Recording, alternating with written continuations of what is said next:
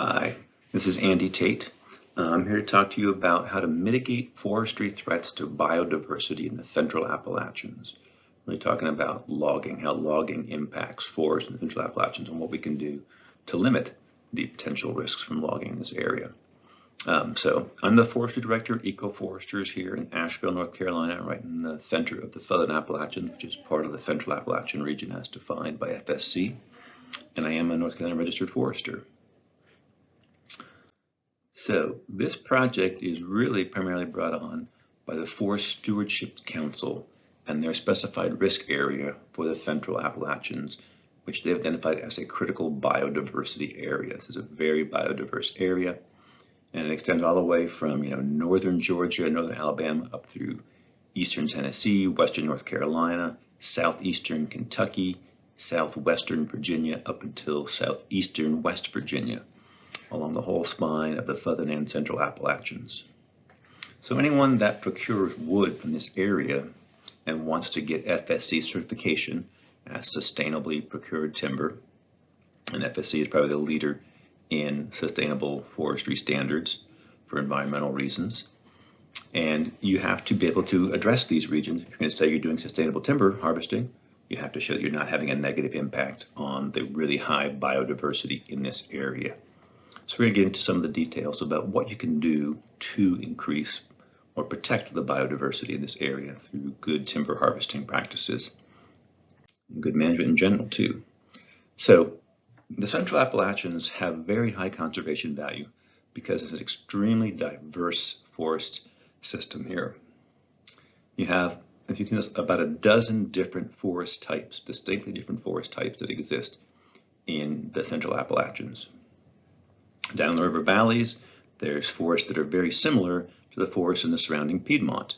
So all the species that exist in the surrounding Piedmont areas can come and live in the lower elevations in the mountains. And as you go up the mountains, as you go up in elevations like going farther northward, you tend to get other diverse species mixing in. Get up around 4,000 feet and you have the northern hardwoods. These are the species that are common across all of New England, and they exist here just at higher elevations. So we have those forest types here as well. Go up even higher to 5,000 feet, the top of the mountain, the spruce fir forest, but 5,000 feet. Well, these are the forests that are common across all of Canada. So we essentially have all of the forests that exist from northern Georgia, northern Alabama, all the way to Canada, are present in the Central Appalachians because the elevation basically winds up mimicking changes in latitude going farther north. So the elevation creates great diversity of forest types here, and then beyond that, there's factors aspect. On the south side of a mountain, you get much drier conditions, very different forests you'll get on the northern side of the mountain. Say in these coves here, you have lots of acidic coves and rich coves, these cove landforms to collect moisture, very productive, a lot of diversity. And then there's all the oak forests kind of in between there, and a lot of varieties of things there. The landform and the position, whether it's a cove or a ridge that's convex and shedding moisture, much drier and poorer soils and tops of ridges. Down at the bottom of the cove, that's where moisture and nutrients collect. It's also good year-round rainfall here and really moderate temperatures, which allows a wide variety of species, both plants and animals, to thrive in this area. So there's species that are adapted to any or many of these forest types anywhere else could all be found in this region. And there's also lots of little pockets, little microsites, we call refugia, where these small little areas are very specialized, and certain critters can exist in these small areas that are very unique. I'm going to talk about some of those. They're really one of the keys to biodiversity, is these little hotspots that are especially important. So this map here looks at biodiversity across the eastern U.S. And you can see that most of the U.S. is really kind of a dark blue, which has actually fairly low species biodiversity. This depends on how rare, at least for rare organisms, and also ones that tend to have very small ranges.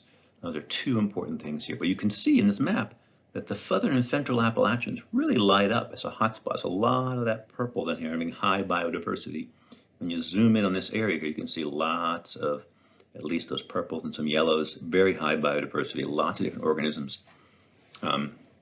And this region here actually does not include the whole Central Appalachian area as defined by FSC. It's from a different presentation. The FSC area goes farther west here and includes much more of Kentucky almost all of Virginia here. And that you see there's some yellow lines in here. There's some very good biodiverse rivers in here that are included in the FSC area that are not in this highlighted area here. So they look kind of faded out here, but those are also very important biodiversity. We'll talk about this is the Clinch River right here. We'll talk about the Clinch River in particular in just a minute. So this is really shows which rare species have very limited ranges, called endemic species, that occur only in this area and nowhere else in here. So the Central Appalachians is very high on having these species that are very limited in range and are rare animals to have. So special care to be taken to make sure these animals have these habitats going into the future. And forestry can negatively impact these things. Timber harvesting can negatively impact these animals' habitats. So it's very important that's taken into account. So in particular, the Southern Appalachians are the most biodiverse forest area outside of the tropics. And the same is true. They actually are one of the richest temperate freshwater ecosystems in the world. The freshwater, the rivers and the streams around here are extremely important for biodiversity, both for actual freshwater species, 16 different species of aquatic species. This is fish and mussels, crayfish, things like that that live in the rivers, are aquatic all the time. A lot of these rare species exist around here. You can see all these rivers here. The Little Tennessee River here we'll talk about.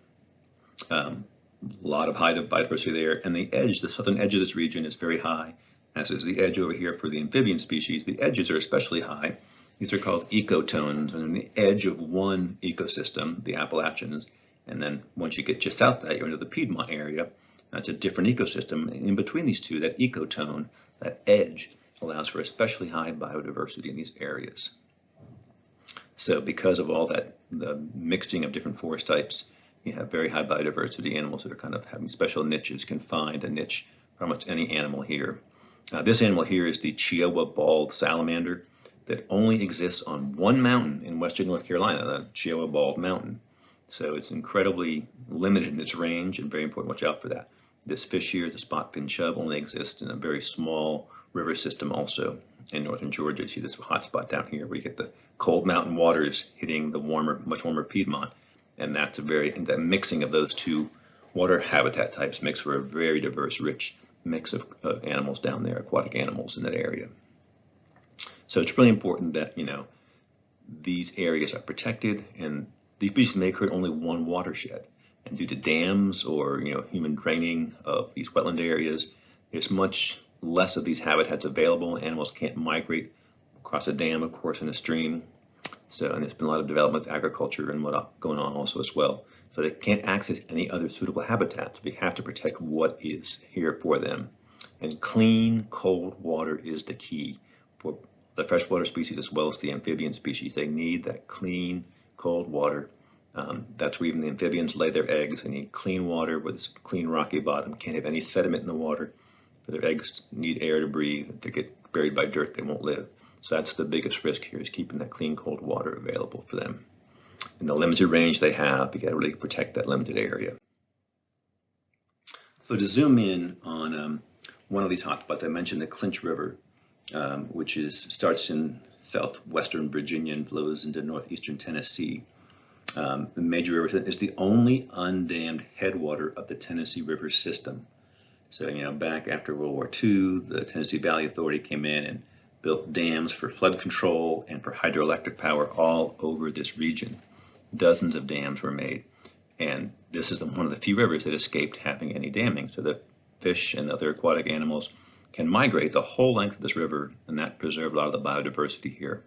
There's 48 imperiled and vulnerable species and 29 varieties of freshwater mussels and 19 species of fish that are in the Clinch River watershed that may not exist in any other watershed, because this has a full, undammed, free-flowing river for most of its length until it hits Tennessee River and joins other dammed rivers. But the river itself is undammed, the Clinch River is undammed, and that gives it really pristine habitat that can extend the whole length of it there.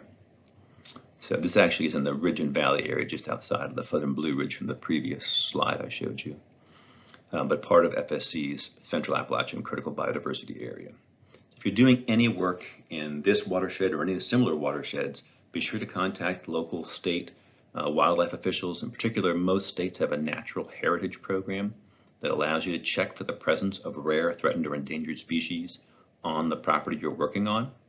So I highly encourage you to find these resources, and the U.S. Fish and Wildlife Service actually has laws that protect federally listed threatened or endangered species. There are legal protections they have, and you have to take actions to not cause any harm to these threatened or endangered species or their habitats.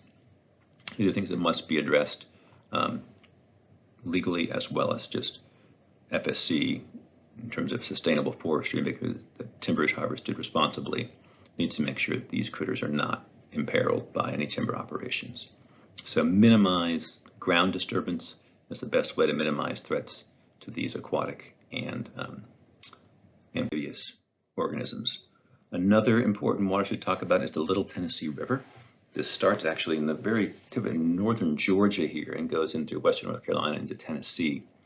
And this one, again, 100 species of fish, including endemic species found nowhere else in the world. There's an organization protecting the Little Tennessee River in particular. The sicklefin red horse fish down here was first found here in 1992, but of course it had been around for centuries, for thousands of years, millennia. The Cherokee was a very important fish for them culturally. So once it was found again, it became a very important cultural resource, as well as, of course, a species that was rare in here as well and requires this good water. Again, similar to the Little Tennessee River, very valuable long stretch of river here that has possibly has all the organisms that were present here pre-colonial civilization may still be in this rivershed, in this watershed here. So really unique watersheds. If you're working in this watershed, make sure you contact the local and state officials and natural heritage programs to find out, if you're in that area, what other species to watch out for and what actions can you take to minimize them in specific. We'll talk about those actions here in just a minute as well. So what are the threats that forest management, timber harvesting, primarily we're talking about here, that can lead to threats to aquatic biodiversity in this Appalachian critical biodiversity area? Well, number one thing is timber harvesting can disturb near stream forested habitat and cause sedimentation and severe erosion of stream banks or erosion coming off roads from forestry, the two biggest risks. It also is a lower risk. It's not done much anymore, but people have in the past converted native mixed hardwood stands to pine plantations, and that has changed the hydrology in some areas. But generally, it's a low risk in the mountains. It's not done that much anymore in the mountains. Pine plantations are not common, especially along stream sides. But the number one risk to streams in the mountains is simple sediment. It's just dirt getting in the creek. You can see that creek there in that picture. It's all muddy. Doesn't have to be pollution. Doesn't need to be chemicals. It's just simply dirt from eroding stream banks or poorly designed roads that are eroding and dumping dirt into the creek. That dirt makes the water dirty. Fish can't breathe. The eggs don't have clean rocks to lay the eggs on. They have sediment in the bottom of the river. It really causes major problems. So just keeping dirt out of the creek is the number one thing. And obviously any other kind of pollutant you want to limit as well, certainly. And again, all creatures, whether they're the aquatic creatures are using the river, the water themselves, of course, the amphibians using the water, and they're using the habitat near the stream sides. And when you get a little further upland, the terrestrial animals are using the streamside area very heavily as well. The streamside areas are heavily used by all animals, even those that don't depend directly on the aquatic habitat. All animals need water, of course, so there's much more lush vegetation to eat and all kinds of good things for animals down on the water side. They need to get the water too, of course. So these areas are really important to focus on. So to help minimize impact of these areas, forestry organizations, every state has developed what they call BMPs, best management practices to protect water quality and aquatic biodiversity in this area. So this is following the Clean Water Act, which protects water quality across the whole country. And each state has developed these forestry BMPs, a set of kind of simple, basic agreements, regulations to minimize the impacts of timber harvesting on water quality.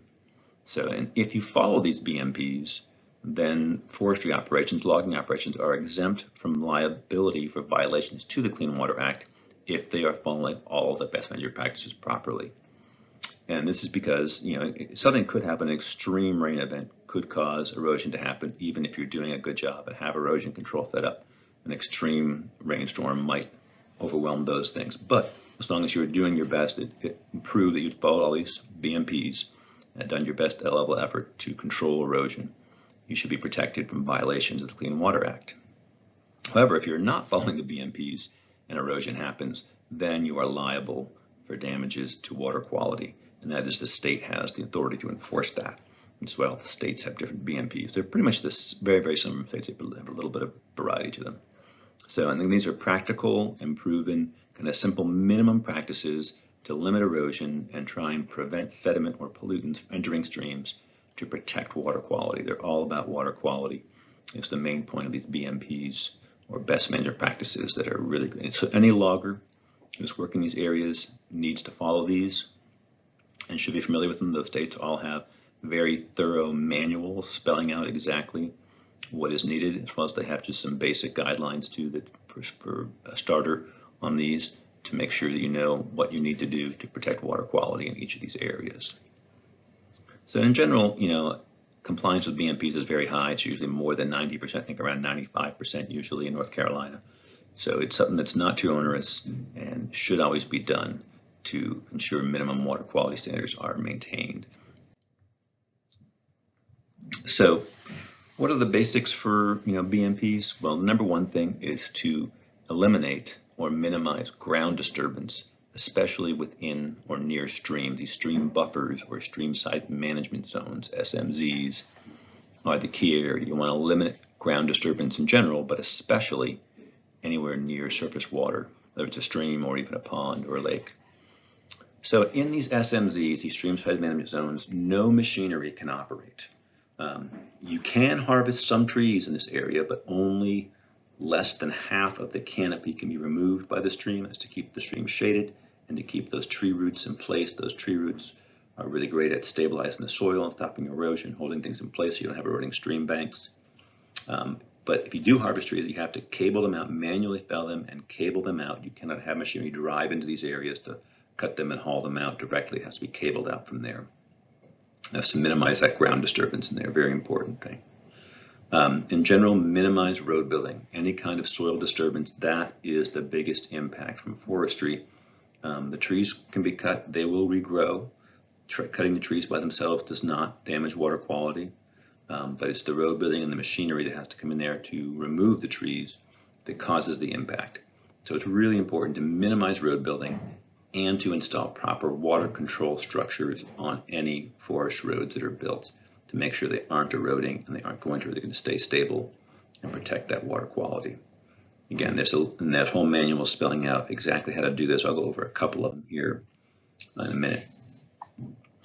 The key first step is pre-planning. Before anything takes place on the ground, before any roads are dug or any ground is disturbed, map out, identify and map out where are the streams. Those blue lines on the map here, those are the streams, where they are. There's both perennial streams that are flowing almost all the time and intermittent streams that may only flow 10% of the time, depending upon if it's any kind of drought, they may not be flowing, but those still have a stream bed. Even if it's a dry stream bed, because it's a dry time, those need to be protected as well because they will flow when there is regular rain around. So it's very important that both perennial and intermittent streams are included as in these stream buffers. You must limit the disturbance around surface water where it is or should be or could be. And then once you've mapped out the streams, lay out the roads, again laying out as few roads as possible, the absolute minimum length of roads needed to do minimum disturbance to the soil, especially near streams or crossing streams. That's the key. Obviously, the closer you are to the stream, the greater the risk of having any sediment enter the water. So minimize that disturbance, minimize road building, but especially near streams or any kind of surface water. And once you've done that and you've designed good roads, when the operation is done, or if you're going to be out of the area for at least 2 weeks or more, you have to revegetate any disturbed soil. You can see this road here; it's a pretty flat road, no risk of erosion there, but they've still reseeded that with grass, so you have no bare soil, because bare soil is much more apt to be eroded than anything with vegetation on it. Vegetation holds the soil in place and absorbs the water. In the mountains, most roads are not flat. You have much steeper roads. And on these steeper roads, you need to put in water control structures, water bars, or what's called broad-based dips, that as the water comes down the road, stops the water and gets it off the road. So the water doesn't just build up velocity and volume of water on the road and cause more erosion, getting the water off the road into a natural area with its vegetation to slow down, absorb the water, let it infiltrate the ground where it can be cleaned and purified before it goes into the stream. You don't have the direct sediment coming off the road, the water coming directly off the road into a stream. It's coming off the road into a natural area with vegetation on it that will control the erosion and hopefully absorb that water and filter out the dirt, anything else in there. For these water control structures, the water bars, the diagram here, there should be a water bar every 10 vertical feet on a forest road that has been built, a dirt road, a willow road, unless it has these. And every 10 vertical feet, a simple rule of thumb there is wherever you're standing on the road, if you look uphill on the road, your eye tends to naturally a little bit uphill. Where your eye would, you think you're looking horizontally, would hit the road is usually about 10 vertical feet above you. And that's when the next water bar or water break should be to get the water off the road. So you're constantly getting the water off the road and stopping it from, again, building up in volume and velocity. The faster, the more water there is, the more erosion is going to happen. And once a road starts eroding, once you start some erosion, you get a little bit of small little rill started.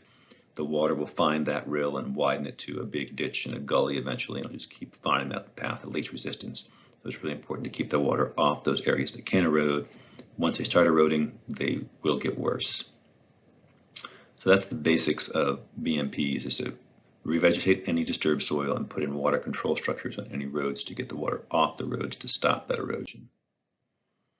So stream buffers, or streamside management zones, SMZs as they're called in forestry, can vary in width somewhat. Anywhere from 50 to 150 feet is pretty standard.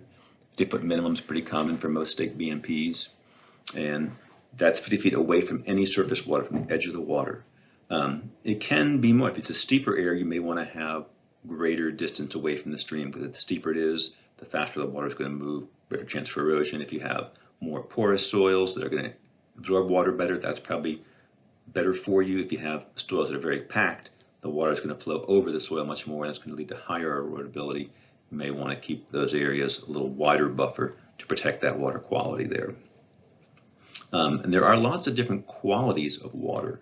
There's trout streams, which you have to have very clean, very cold water for trout. There's drinking water supplies. There's what's called outstanding resource waters.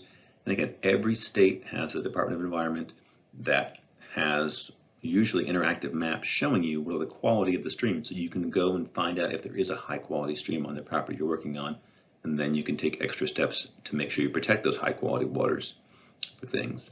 So that's a really important tool for, go look if it's always site specific, look at the property you're working on.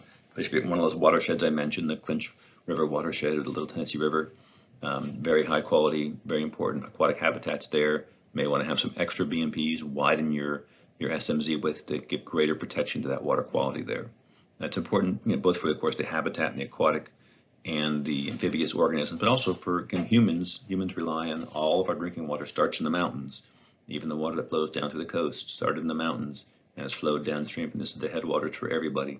So this area of water quality is really important to the greater surrounding area. So protecting water quality where it starts in the mountains is essential, because you're much harder to protect it once you get further downstream. Another key point in water quality protection is stream crossings.